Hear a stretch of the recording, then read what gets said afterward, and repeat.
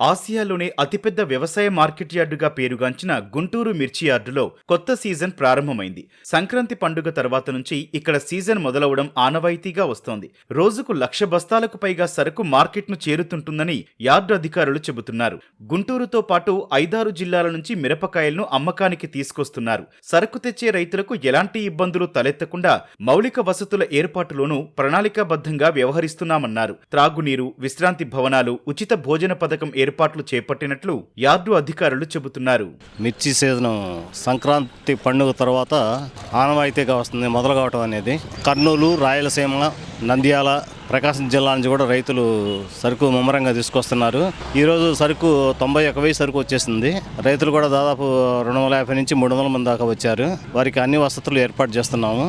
మిర్చి రేట్లు కూడా బాగానే ఉన్నాయి. ఈరోజు పరిస్థితి గమనించినట్లయితే బాగా ఆరుదల ఉండి సీటు రకాలైన 341, 334, నంబర్ 5 సరుకులు 13,000 నుంచి 14,500 వరకు పడుతున్నాయి.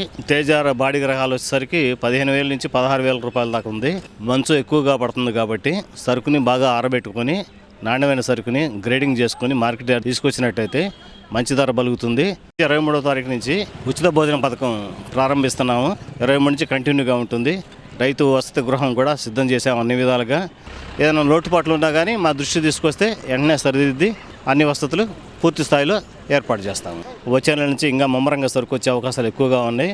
2 లక్షల వరకు సరుకు వచ్చినా కానీ బార్కెట్లు ఏర్పాటు చేసి ట్రాఫిక్ కంట్రోల్ చేయటం, ఉన్న స్టాఫ్తో పాటు అదనంగా 40 మంది సీజనల్ వర్కులు కూడా పూర్తిగా వినియోగించుకొని మార్కెట్ యార్డ్లో అన్ని వసతులకి, ట్రాఫిక్ కంట్రోల్కి ఎటువంటి ఇబ్బందులు లేకుండా చర్యలు చేపట్టాము. రైతులు వివరాలన్నీ తీసుకుంటాము.